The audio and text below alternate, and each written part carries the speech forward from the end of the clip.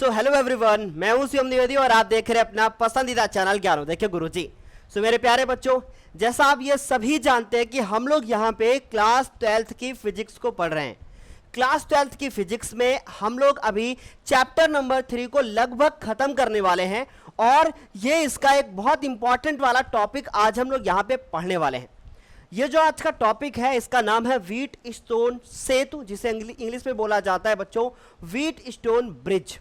आज हम इसे पूरा डिस्कस करके आप सभी को देंगे। लेकिन ये व्हीट स्टोन ब्रिज से पहले आपने अभी तक अगर ये नहीं पढ़ा है कि किरचॉफ के नियम क्या क्या होते हैं तो मैं आपको बता दूं, ये हमारा लेक्चर नंबर 16 है।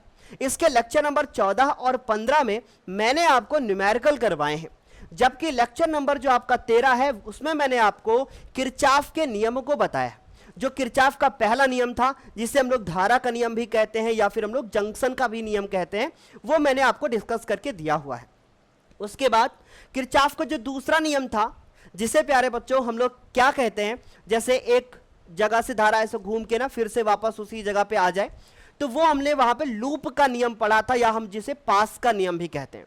हमने किरचॉफ का पहला नियम पढ़ा, हमने किरचॉफ का दूसरा नियम पढ़ा।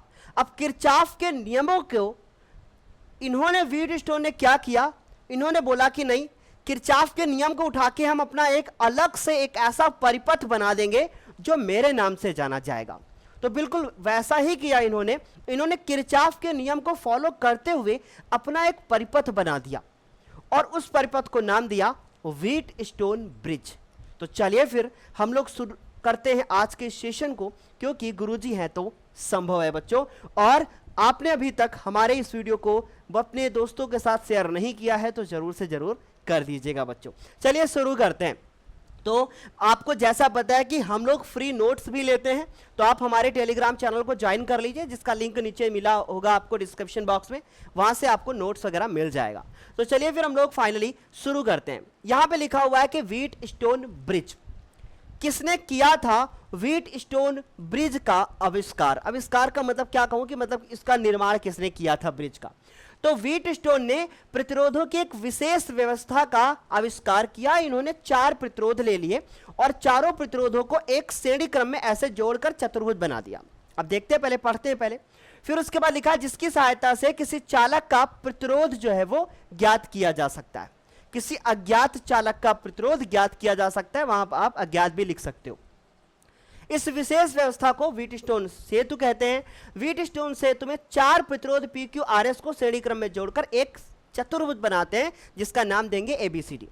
अभी ये तो हुई कहानी, अब इसे वास्तव में कैसे समझते हैं, चलिए शुरू करते हैं। तो मेरे प्यारे बच्चों यहां पे जरा ध्यान से देखिएगा। मान लीजिए कि आपके पास ये 4 प्रतिरोध हैं, जिस तरीके से मैंने ये बनाए, ठीक है। ये पहला प्रतिरोध हो गया, उसके बाद बच्चों ये आपका दूसरा प्रतिरोध हो गया, और बच्चों ये आपका यहां पे ये तीसरा प्रतिरोध है, और उसके बाद यहां पे ये हमारा चौथा प्रतिरोध है। इन चारों प्रतिरोधों को हमने इसी तरीके से जोड़ दिया, और जोड़ने के बाद इनके एक विकर्ण में एक और हमने क्या कर दिया है, धारा मापी जोड़ दिया है, जिसे हम लोग इंग्लिश में बोलते हैं गैल्वेनोमीटर। धारा मापी जोड़ने के बाद हमने यहां पे एक ऐसे कुंजी लगा दी है बच्चों, ठीक है। तो हमने एक कुंजी यहां पे लगा दी है ऐसे, और उसके बाद अच्छे से मेरी बात को समझिएगा प्लीज, ये हमने यहां पे कुंजी लगा दी है।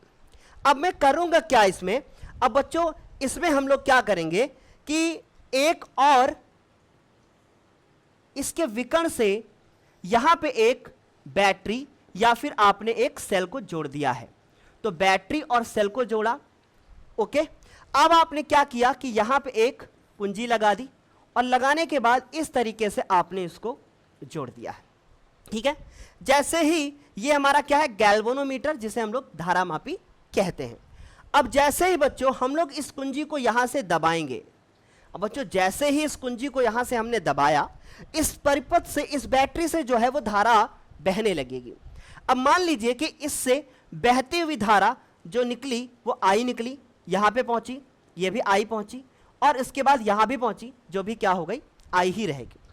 अब मान लीजिए कि हमारे पास यहां जो धारा है वो I है, यहां जो धारा जाती है इस परिपथ के पास वो I1 जाती है। अच्छे से समझना, इनके नाम दे देते हैं। तो मान लीजिए कि इसका नाम P है, इसका नाम Q है, ये प्रतिरोधों के नाम, और इसका नाम R है और इसका नाम S है। आप चाहो तो R1, R2, R3, R4 भी कर सकते हो। ये हमने 4 प्रतिरोध ले लिया। अब आपको ये बात बहुत अच्छे से पता है कि अगर ये मेरी धारा यहां से बहती हुई जाएगी तो यहां पे जो धारा बह के जाएगी इसके पास ये धारा जाएगी हमारी कौन सी, I1, ठीक है। उसके बाद यहां से मैंने मान लिया कि इसके पास जो धारा जाएगी वो हमारी कौन सी जाएगी, I2 जाएगी, ठीक है। अब मान लीजिए यहां पे हमारी धारा वहां पे पहुंचती है, पहुंचने के बाद अब इसको 2 हिस्सों में बंटना है। मैंने ये मान लिया कि इसमें जो धारा बह के आ रही है वो कितनी आ रही है बच्चों, वो I3 आ रही है, ठीक है। अब आपको पता है कि अगर उधर जो धारा जो यहां पे पॉइंट पे धारा है, ये धारा यहां पे I1 है लेकिन I3 नीचे चली गई है, इसका मतलब जो Q के पास धारा होगी वो धारा कौन सी होगी बच्चों, जो Q के पास धारा होगी, बहुत अच्छे से समझना, जो Q के पास धारा होगी वो जाएगी I1 में से I3 माइनस होने के बाद, तो I1 में से I3 माइनस हो जाएगी, ठीक है। उम्मीद है समझ में आया होगा। अब उसके बाद यहां पे धारा पहुंची तो यहां पे कौन सी धारा थी, इधर से I2 थी, यहां पे कौन सी धारा है, I2 है, ऊपर से I3 धारा आ रही है, तो यहां S के पास जो धारा होगी वो होगी बच्चों कौन सी, I2, और I2 में I3 जुड़ जाएगी क्योंकि ये जो है वो आने के बाद यहां पे प्लस हो जाएगी। बताइए क्या आपको इतना अच्छे से समझ में आया? उम्मीद है कि आपको इतना बहुत बेहतर ढंग से समझ में आया होगा, ठीक है। अब हम लोग क्या करते हैं, बहुत अच्छे से समझना, किरचॉफ को जो ये वाला व्हीटस्टोन जो ये हमारा सेतु है वास्तव में कहता ये है कि अगर इस वाली लाइन में धारा ना बहे, मतलब I3 में कोई भी धारा ना बहे, तो P/Q और R/S, P और Q का अनुपात और R और S का अनुपात दोनों आपस में बराबर होंगे, ऐसा बोला इन्होंने। लेकिन हम कैसे मान लें कि ऐसा होगा या नहीं होगा, इससे हमें प्रूफ करके दिखाना ही पड़ेगा। तो चलिए फिर हम लोग इसको प्रूफ करते हैं। तो जरा इतनी बात समझ में आई या नहीं, समझ में आया? तो ये हो गया व्हीटस्टोन सेतु। अब हम लोग इसको क्या करेंगे, ये ऐसे लिखा, इसके बाद इसका हम लोग सिद्धांत लिखेंगे और सिद्धांत लिखने के बाद तब हम लोग इसका निगमन करेंगे। तो चलिए पहले हम इसका सिद्धांत लिख लेते हैं, उसके बाद निगमन करेंगे, ठीक है। तो सिद्धांत हम लोग इसका सिद्धांत बाद में लिख लें, पहले निगमन ही कर लेना। हाँ चलो पहले निगमन कर लेते हैं, सिद्धांत आप लोग लिख लेना बाद में, ठीक। तो हम लोग इसका निगमन करते हैं बच्चों। सिद्धांत अपने आप ही समझ में आ जाएगा कि सिद्धांत आखिर है क्या, ये हम लोग इसका निगमन करते हैं। देखो बच्चों, सबसे पहले हम क्या करेंगे,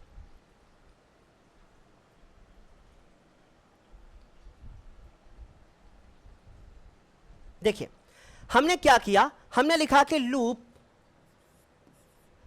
कौन सा लूप लेंगे बच्चों, ये P, और उसके बाद देखो ये हमारा यहां से शुरू होता है ना हमारा लूप, ये हमारा पहला लूप है। मैंने इसमें नाम दे दिया और मैंने बोला कि इसको हम ऐसे बनाते हैं बच्चों, ऐसे, ठीक है। और इसमें भी हम लोग ऐसे ही चल देंगे। तो ये हमारा लूप 1 और ये वाला लूप हमारा कौन सा हो गया, 2। चलिए मैं इसको थोड़ा बड़ा कर देता हूं ताकि आपको अच्छे से समझ में आ जाए, ठीक। चलो क्लियर हुआ इतना? देखो ये हमारा पहला लूप हो गया और ये हमारा दूसरा लूप हो गया, ठीक है। तो हमने लिखा कि लूप 1 में, मैं बहुत आराम से पढ़ा रहा हूं बच्चों इसलिए आराम से समझना। लूप 1 में अगर हम लोग ध्यान से देखें तो I1 के पास जो P हमारा है, P के पास I1 धारा है और ये लूप धारा की दिशा में ही चल रहा है। इसका मतलब यहां से मिलेगा हमको P और उसके बाद I1, ये हमको मिलेगा यहां से। अब उसके बाद हम यहां पे आ रहे हैं, धारा की दिशा नहीं बदल रही है, किरचॉफ का यही नियम तो है। तो यहां से आ रहे हैं तो धारा की दिशा नहीं बदल रही है, इसका मतलब ये ऐसे गए और ऐसे आ गए। तो I3 जो होगी वो भी कैसी होगी, पॉजिटिव ही होगी।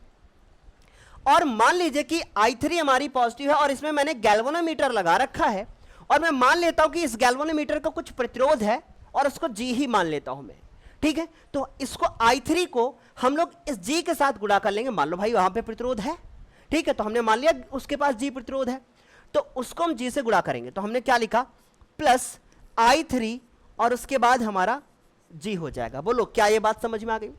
इसके बाद हम जब यहां आए, यहां आने के बाद ये धारा इधर से आ रही थी, इसका मतलब I2 हमारी निगेटिव होगी, क्योंकि देखो हम ऐसे चल रहे हैं, धारा ऐसे जा रही है, हमारा तो लूप ऐसे जा रहा है, ये नीचे जा रही है, इसका मतलब I2 जो है वो निगेटिव है।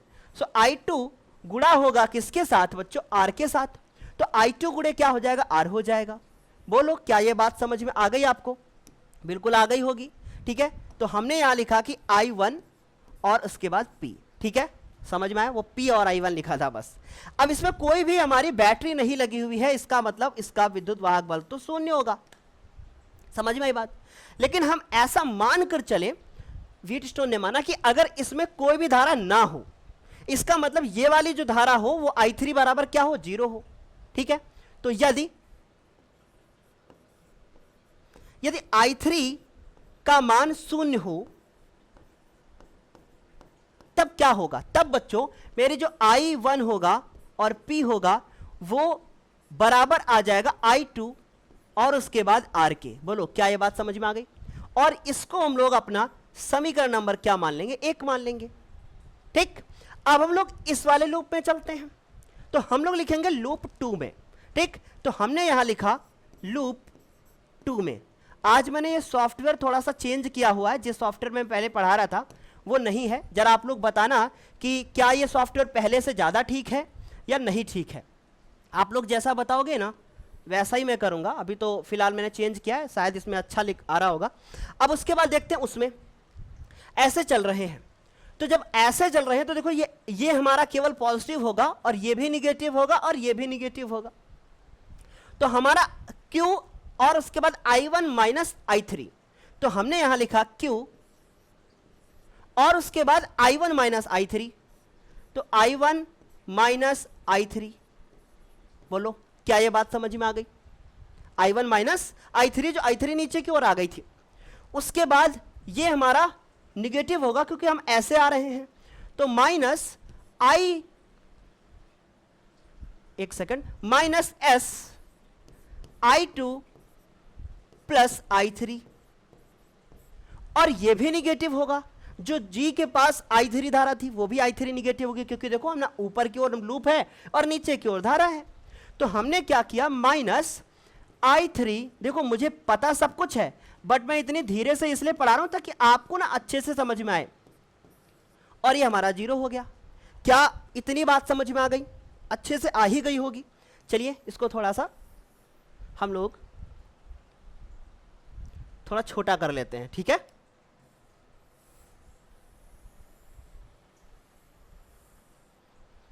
चलो इसको थोड़ा सा छोटा कर लेते हैं। ये सॉफ्टवेयर ज़्यादा अच्छा चल रहा है इस पिछले वाले के कंपैरिजन में।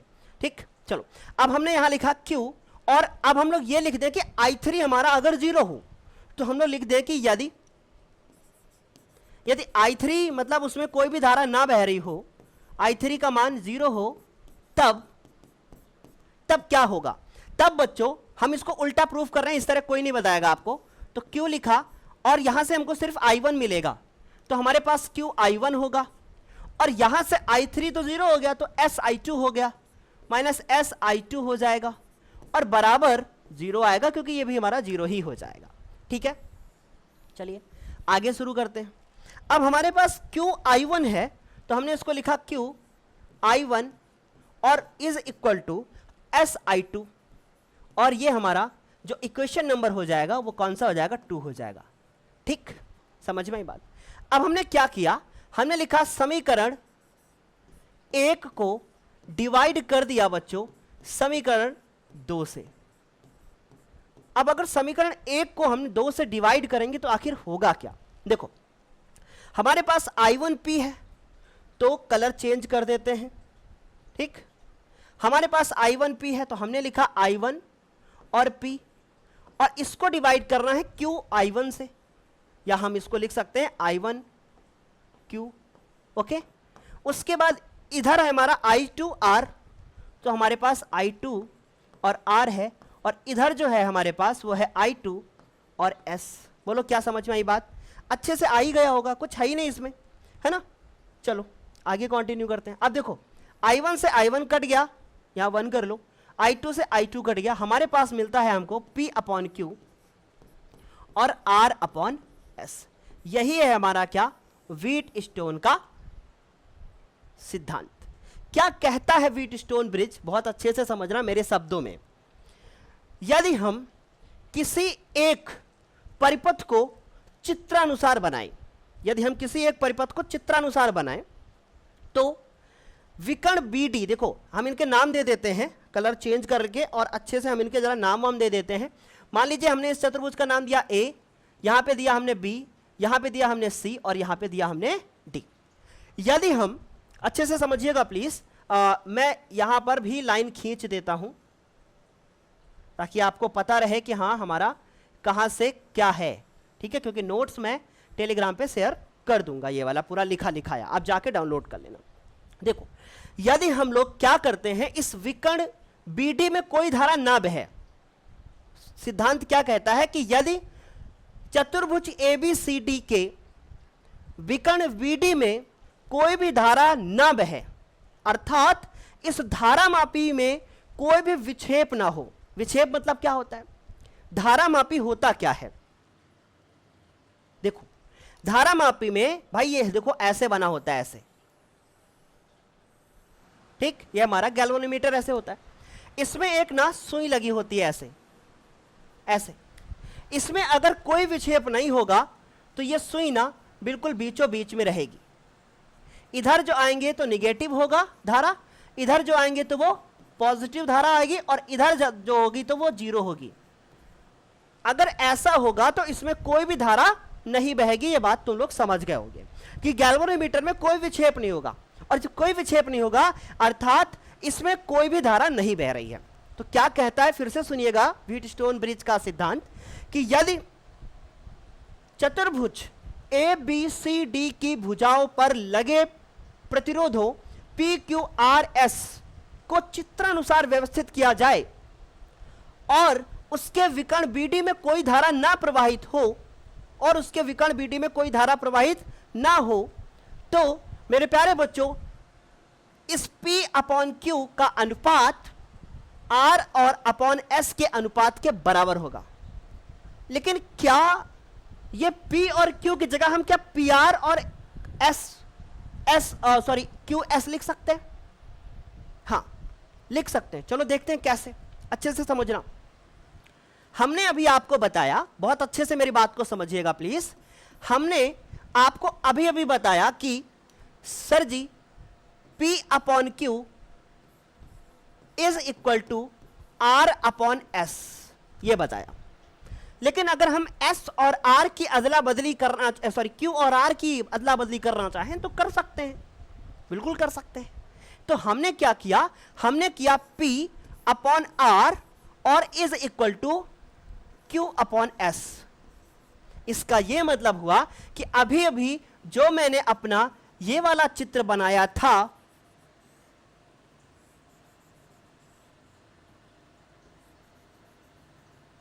हमने अपना ये चित्र बनाया था कि ये P था, ये Q था, ये R था और ये S था।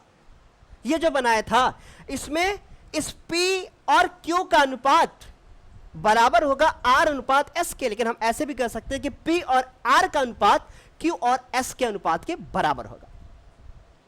समझ में आई बात, क्लियर हुआ? तो ये है हमारा क्या सिद्धांत। तो यहां हम या करके भी लिख सकते हैं कि हाँ भाई ये भी हमारा पॉसिबल है और ये भी हो सकता है। बोलिए क्या आप लोगों को इतना बेहतर ढंग से समझ में आया या नहीं? चलिए ये तो हुआ हमारा व्हीटस्टोन और मैंने इसका पूरा निगमन कर दिया है। सिद्धांत मैं लिख देता हूं ताकि आप लोग ऐसा ना बोलो कि सर जी आपने बताया नहीं। देखो सबसे पहले लिखना क्या है, इस पेपर में आएगा तो आपको कैसे करना है, क्योंकि ये कोई नहीं बताता कि पेपर में आएगा तो कैसे करना है। जब सबसे पहले मैंने जो आपको लिख कर दिया था वो आपको लिखना है, 2 लाइन हमने जो आपको लिख कर दी वो लिखना है। उसके बाद एग्जाम में आपको इसकी रचना लिखनी है, और रचना में बनाना क्या है बच्चों, इसका चित्र बना देना है, चित्र बना देना है। और चित्र बनाकर लिखना क्या है, लिखना है इसमें 4 प्रतिरोधों को श्रेणी क्रम में जोड़कर एक चतुर्भुज बनाते हैं। रचना में क्या लिखोगे कि इसमें 4 प्रतिरोधों को श्रेणी क्रम में जोड़कर एक चतुर्भुज बनाते हैं। मैं लिख देता हूं, आप लिख लो बच्चों। रचना में आप लिखोगे कि इसमें 4 प्रतिरोधों को, इसमें 4 प्रतिरोधों को श्रेणी क्रम में जोड़कर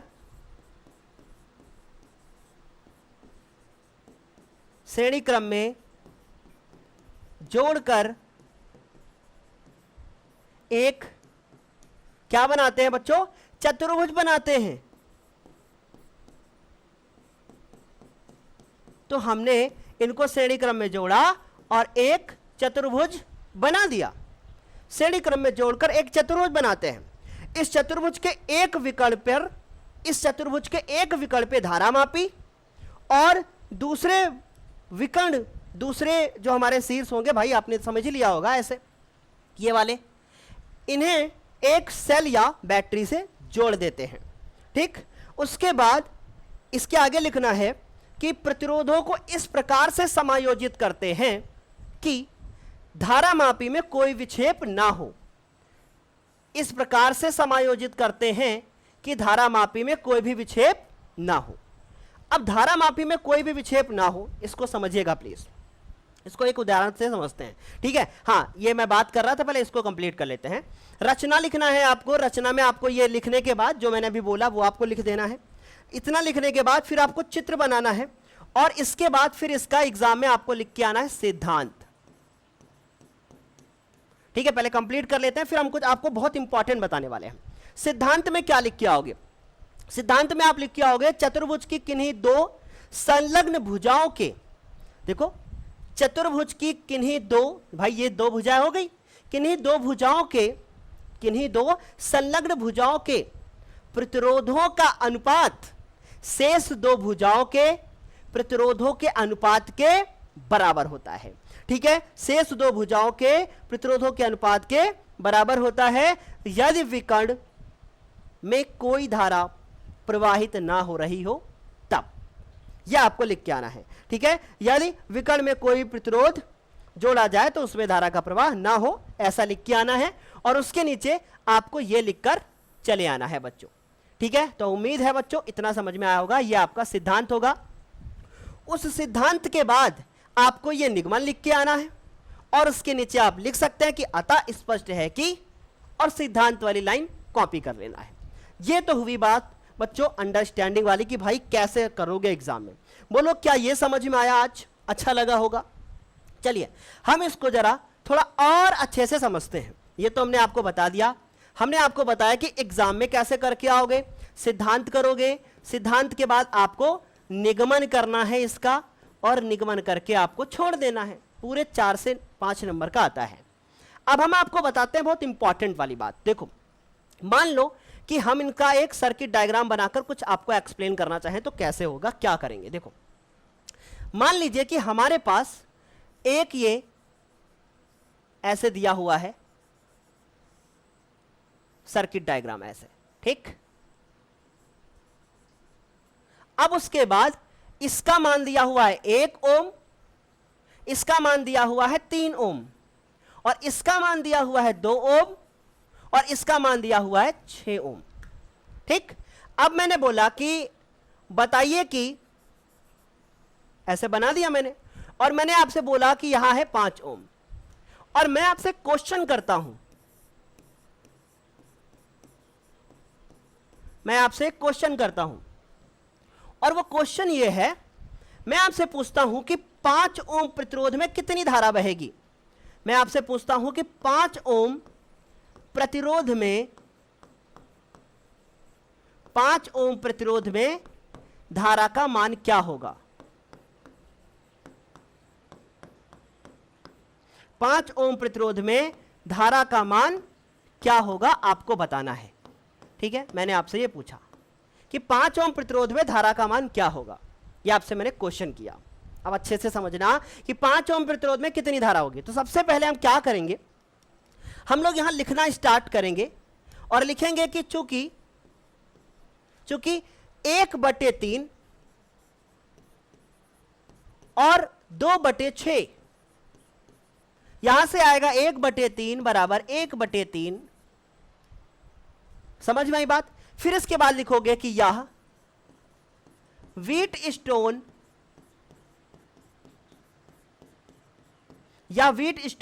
सिद्धांत का अनुसरण करता है।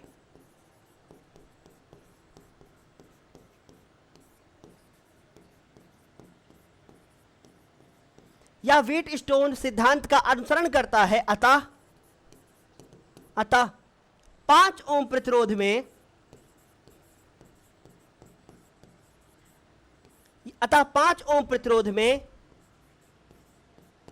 धारा का मान क्या होगा? 0 होगा। 5 ओम प्रतिरोध में धारा का मान 0 होगा। और जब 5 ओम प्रतिरोध में धारा का मान 0 होगा और आपसे इसको बोला जाए कि भाई इसका तुल्य प्रतिरोध ज्ञात करो, तो 5 ओम को फिर हटा देना, क्योंकि उसका कोई मतलब ही नहीं बचा। आप समझ में आई बात? तो आपको सबसे अच्छे से पता ही है कि अगर हम इनको ऐसे फिर से जोड़ दें, ऐसे,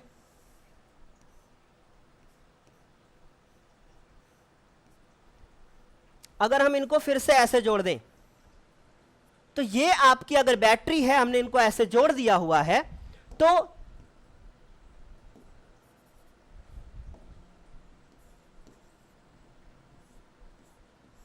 अगर मैंने इनको ऐसे जोड़ दिया हुआ है, तो ये बात बहुत अच्छे से आपको पता है कि ये 1 और 3 हमारे श्रेणी क्रम में होंगे और 2 और 6 हमारे फिर से श्रेणी क्रम में होंगे। हमने उनको आपस में जोड़ लिया और जोड़ने के बाद फिर बच्चों हम उनको समांतर क्रम में जोड़ लेंगे और हम लोग आसानी से उसको हल कर लेंगे, जैसा हम 10th क्लास में करते हुए आए हैं। तो एक बार मुझे बताइए कि आज का सेशन ये आपको कैसा लगा है? क्या आपको ये व्हीटस्टोन ब्रिज आज अच्छे से समझ में आया है? जो मैंने आपको बात बताई है, क्या वो समझ में आई है? ठीक है, अब आपको जाते जाते हम 2 बातें बोलकर जाते हैं। वो 2 बातें मोटिवेशन वाली नहीं है, इस व्हीटस्टोन ब्रिज से रिलेटेड है। क्या है वो 2 बातें? चलिए हम सबसे पहले उनको जरा बता देते हैं। देखिए जरा ध्यान से मेरी बात को समझिएगा। मैंने आपको बताया कि P/Q is equal to R/S, ये हमने आपको बताया। ये अगर है तो बीच वाली विकर्ण में कोई धारा नहीं बहेगी,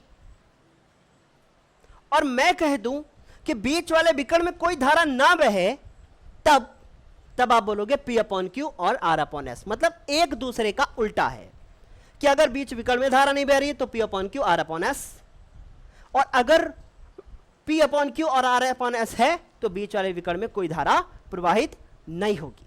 तो बालक, हमें उम्मीद है कि आज का सेशन आपको बहुत बेहतर समझ में आया होगा। आपको सारी चीजें अच्छे से क्लियर हो गई होंगी, आपको सब समझ में आया होगा। अगर आपको सब कुछ समझ में आया है आज के सेशन में, तो आपको हम बोलना चाहेंगे कि आप हमारे टेलीग्राम चैनल को ज्वाइन कर सकते हैं, और टेलीग्राम चैनल को ज्वाइन करने के बाद वहां से आप नोट्स वगैरह भी डाउनलोड कर सकते हैं। तो इस क्लास का नोट्स टेलीग्राम पे मैं डायरेक्ट शेयर कर दूंगा। तो आज के लिए फिर इतना ही, तब तक के लिए बाय बाय, टेक केयर और थैंक यू सो मच। जाते जाते मैं एक बात बोलकर जाऊंगा आपको, ठीक है? वो बात ये है कि आप लोग कहते हैं कि सर मुझे फिजिक्स का वीडियो चाहिए, मुझे मैथ्स का वीडियो चाहिए। मैं एक बात पूछना चाहता हूं कि ये क्या वास्तव में आप पढ़ाई कर रहे हो? एक बार जरा दिल से पूछ के देखना आपने, क्योंकि जब मैं स्टार्ट करता हूं किसी चीज को तो वहां पे बहुत सारे व्यूवर्स आते हैं, पर जब धीरे धीरे हम लोग एंड की ओर पहुंचते हैं तो उनका नंबर कम होता जाता है, जबकि जिज्ञासु लोगों की संख्या में बढ़ोतरी होनी चाहिए। इसलिए सभी से हाथ जोड़कर विनती है कि प्लीज और प्लीज बच्चों पढ़ाई शुरू कर दो, ठीक है? अगर आज नहीं पढ़ोगे तो कल आपका अच्छा नहीं होगा, आपका कल अच्छा नहीं होगा। मैं अगर आपको बताऊं तो आप मानोगे नहीं, ये मेरी आंख बिल्कुल बिल्कुल लाल है, ठीक है? मैं 2 दिन से लगातार इसके लिए दवा ले रहा हूं, ठीक है? मुझे कुछ प्रॉब्लम भी है, लेकिन मैं फिर भी ट्राई कर रहा हूं कि आप लोगों को मैं डेली क्लास दूं। और मैं फिजिक्स की क्लास, जब से मैंने एक दिन बीच में ब्रेक किया हुआ है और उसके बाद हम लगातार आपको फिजिक्स का सेशन दे रहे हैं। अब हम आपको बताते हैं कि प्लीज पढ़ाई करना स्टार्ट कर दो। और दूसरी बात कि अगला जो हमारा होगा वो वीडियो होगा बच्चों मीटर से तो विभव मापी, ये 2 टॉपिक हम लोग पढ़ने वाले हैं। तो आज के लिए फिर इतना ही, तब तक के लिए bye bye, take care, thank you so much. मेहनत करते रहिए, आगे बढ़ते रहिए।